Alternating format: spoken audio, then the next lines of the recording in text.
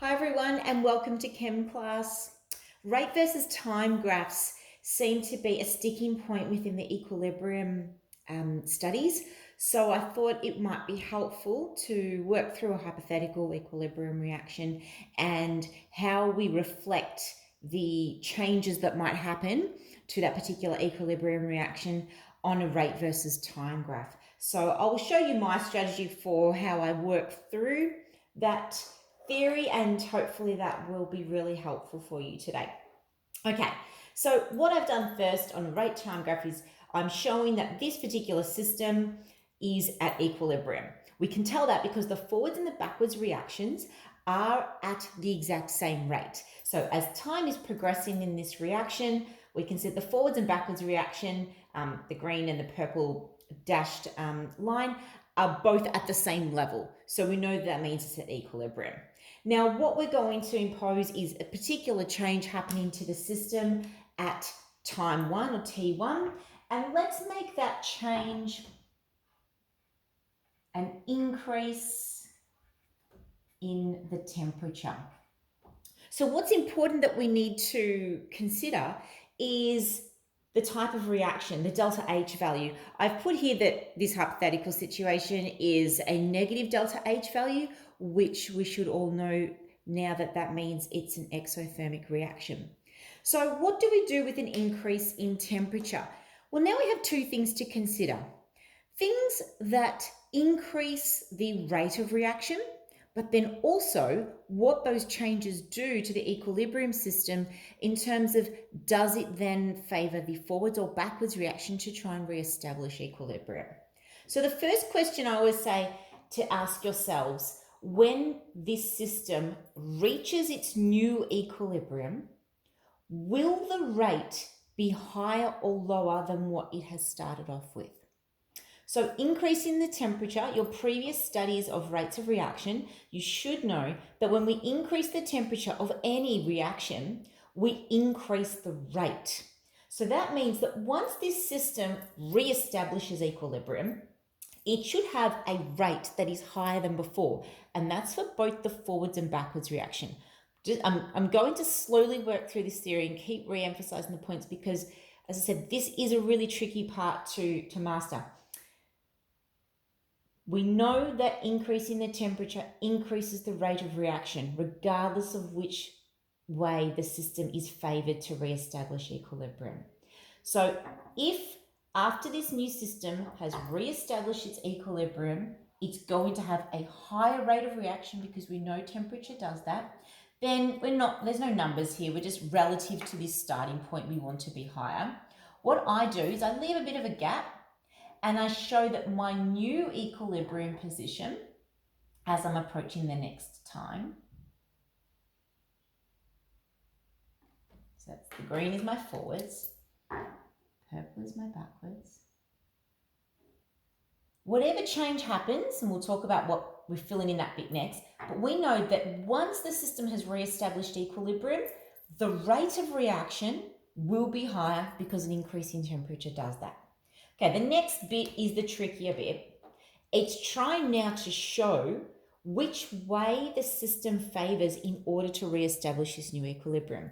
So now we consider an increase in temperature of an exothermic reaction. So increasing in temperature of an exothermic reaction, you should be aware, will favor the backwards direction. So how do we show that the backwards direction is favored? However, both of them have to come to the point of being higher than where they were originally. So my strategy for this part is decide which way is favored, and that's the one that at a point in time in between the two equilibriums, that is the particular direction that should be higher. So I'm just going to put a little section of it in. So that particular direction, the backwards, because we said we'll favor backwards, should be higher than the forwards direction. So see, we're talking about rate. The purple line is higher than the green line, which means that's the direction that is favored.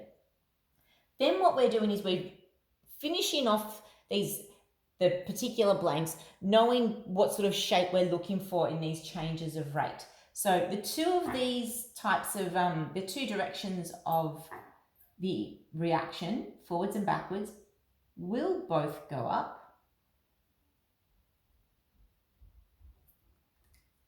This one will go up. Let's now check that our theory matches what we've drawn. The rate of reaction is here. Once it reestablishes equilibrium, it is higher than it was originally. In the process of reestablishing equilibrium, we know from Le Chatelier's principle that the system will try to partially oppose the change, the increase in temperature. It wants to go backwards, which means purple line is the backwards. It is higher than the forwards reaction as we are trying to reestablish that equilibrium. Let's just do one more change and just apply this same way of thinking to get that new one. What will be the change at time 2? Let's make it a decrease in pressure. Okay, so again, we think about where our new equilibrium point should be. Will it be lower than what it was? Sorry, wait, this is now our original point. Will we get a lower rate of reaction or a higher rate of reaction when we have less pressure? Less pressure, we should know that with less pressure, it's like a decrease in concentration. You know, there's more space, the particles aren't colliding as frequently. So what we get is a decrease in rate of reaction for both of them. So where this is now, our new equilibrium, so we leave a gap, our new equilibrium point, and it doesn't matter how far down you want to go, you're just showing that there is a decrease. It's going to end up in a lower position. We've left the gap because we need to show how that change happens. Now we need to decide a decrease in pressure, which way will the reaction favor? So decreasing pressure, it wants to increase the number of particles, which means it will now favor the forwards direction. So in between these two equilibrium points, where it was and where we're going to end up, in between here, we want to have the forwards direction higher than the backwards direction. So my forwards direction is green, which means that I want that to be in a higher spot than my backwards. Okay, fill it in to finish it off. So,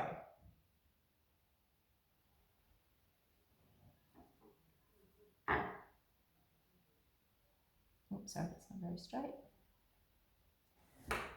We know that we're always a mirror image coming back into that point. We know that with this particular change of decrease in pressure, that in between our two equilibrium points, the forwards reaction will be favoured, so it's higher than the backwards one until we get to that point of equilibrium again. Use that strategy. Where am I ending up? What should it look like in between in terms of the two directions? Fill in the gaps, knowing what our shape is supposed to look like and that symmetrical shape to coming back to equilibrium. Hope that helps.